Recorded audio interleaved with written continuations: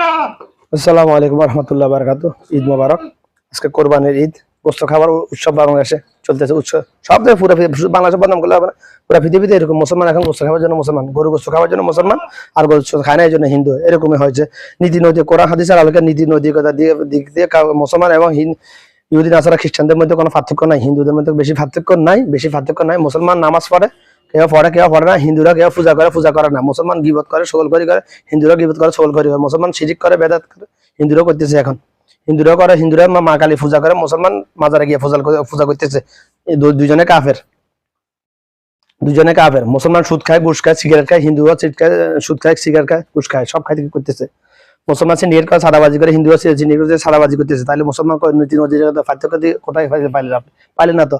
Hinduism and মুসলিম, আমি একটা video করেছিলাম এক হিন্দু ভাইকে নিয়ে, 18 মিনিটের প্রায়।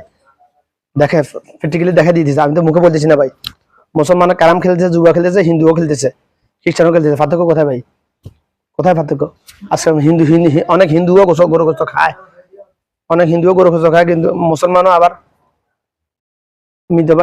নিজের আপন ভাইয়ের গরু গোস্ত খাইতেছে গিবত করার মাধ্যমে।